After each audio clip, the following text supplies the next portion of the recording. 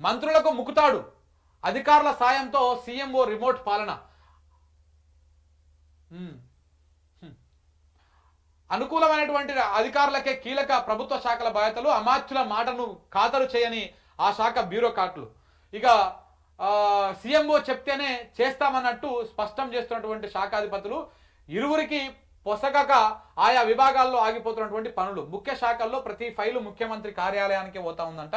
అక్కడి నుంచి వచ్చే ఆదేశాలతోనే ఉన్నతాధికారులు చర్యలు తీసుకుంటున్నారు. ఆయా శాఖల బిల్లులకు అక్కడి నుంచి అనుమతులు రావాలన్నట. నిర్ణయాలు తీసుకోలేనప్పుడు ఈ పదవులు మాకెందుకు, అనవసర జోక్యం పైన అమాత్యుల్లో పెరుగుతున్నటువంటి అసహనం, తమ మాట అధికారులు వినకుండా చేస్తున్నారని ఆరోపణ. ఇక్కడ మంత్రులు వర్సెస్ సీఎం చాలా రోజుల నుంచి నడుస్తున్నది వ్యవహారం.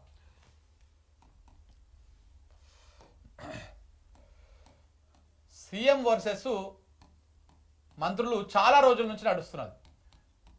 మీరు అప్పట్లో చూసిర్రా, ఓ శాఖలో ఒక మంత్రికి తెలియకుండానే ఒక వ్యవహారం నడిచిపోతుంటుంది.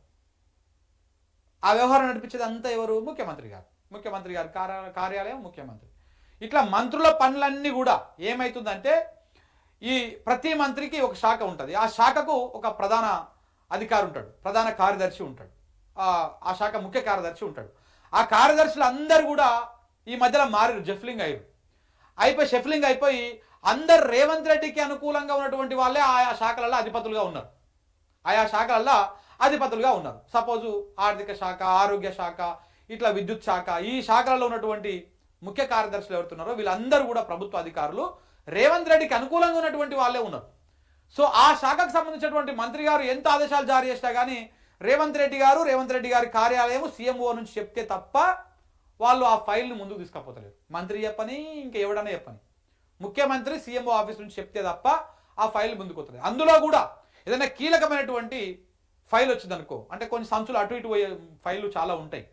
మొన్న కొండా సురేఖ చెప్పలే, పైసలు తీసుకొని ఫైళ్ళు మూవ్ చేస్తారు బేసిక్గా మంత్రులు అని. సో అట్లాంటి కీలక ఫైళ్ళు ఉంటాయి కొన్ని. ఆ ఫైళ్ళు ముందుకు అయ్యేటువంటి ఏమనుంటే జర వజన్ ఎక్కువ ఉన్న మూట వస్తుంది అనుకుంటే, ఆ వజన్ ఎక్కువ ఉన్నటువంటి మూట ఫైల్ని డైరెక్ట్గా నేరుగా సీఎం ఇంటి మన జూబ్లీ ప్యాలెస్కు పంపిస్తారంట. ప్యాలెస్కి పంపిస్తే ఆయన అలా కూర్చొని చూసి ఇవన్నీ వస్తాయిరా, మరి కొండగానికి ఇద్దామా, తిరుపతికి ఇద్దామా, ఎవరికి ఇద్దామా అని చెప్పేసి ఆ మూటను చూసి ఇగో ఇట్లా అని చెప్పేసి ఆయననే అవన్నీ వ్యవహారం చేస్తూ ఉన్నాడంట. ఇక మంత్రులకు ఆ ఫైల్ గురించి చెప్పేది లేదు. అది మొత్తం అయిపోయినాక అదేదో అయిపోయిందంటే, అరే అవునా అయిపోయిందా, ఎప్పుడు అయిపోయింది, అప్పుడు చూసుకొని మంత్రి అలిగినాక మళ్ళీ ఏదో ఒక సొల్లు ముచ్చట చెప్పి ఏదో కబురు చెప్పేసి దాన్ని చల్లవార్చడం. సో ఇట్లాంటివన్నీ జరుగుతూనే ఉన్నాయి. మంత్రులు అందరూ కూడా ప్రతి మంత్రిత్వ శాఖలో ఇలాంటి వ్యవహారమే జరుగుతుంది. ఈ వార్త సారాంశం కూడా గదే. మంత్రులకు ముక్తాడేసిండు. ఎట్లా ముక్తాడేసిండు? కీలకమైనటువంటి అధికారులను తన గుప్పిట్లో పెట్టుకొని ఏమున్నా వాళ్ళు ముఖ్యమంత్రి చెప్పితేనే వాళ్ళు పనిచేస్తారు, మంత్రి చెప్పినా చెప్పకపోయినా కానీ.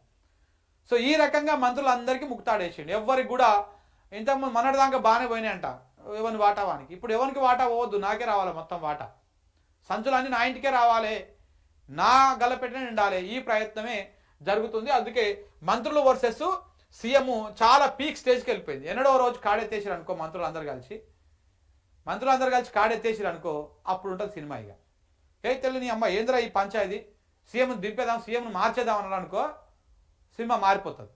అప్పుడు కానీ అర్థం కాదు కథ. ఇక అధికారులు స్థాయిని దిగజార్చుకోవద్దు. నిన్న సిఎస్ ఒక లేఖ రాసిండు. ఏమని రాసిండు? సభలు సమావేశాల్లో క్రమశిక్షణతో మెలగాలి, వ్యక్తిత్వాన్ని హోదాను కించపరిచే పనులు మానండి. ప్రభుత్వ ఉద్యోగులకు సిఎస్ రామకృష్ణరావు హెచ్చరిక, నిబంధనలు అతిక్రమిస్తే చర్యలు తప్పవు అని చెప్పేసి ఉత్తర్వులు జారీ చేసిండు. నిన్న ఎందుకు ఉత్తర్వులు జారీ చేసిండంటే ఇగో గిట్లా చూడండి ఒకసారి.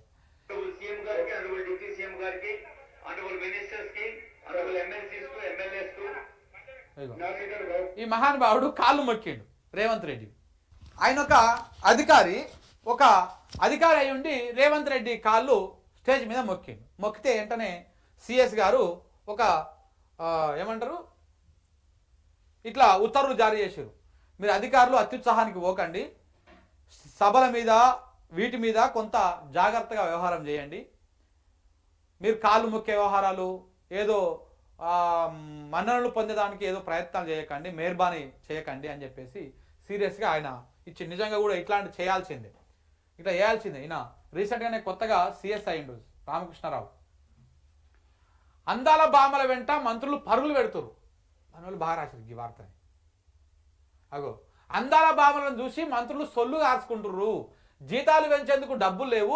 ఇక మొన్న నేను ఒక ఫోటో చూసిన, ఆయన చేతులు పట్టుకున్నాడు ఆ మోడల్వి, వదిలిపెడతలేడు. పక్కనేమో మధ్యాషికి ఉన్నాడు, ఇటు పక్కన ఆయన ఎవరో మరి చేతులు పట్టుకున్నాడు, ఒకటే బిర్రే పట్టుకొని కూర్చున్నాడు.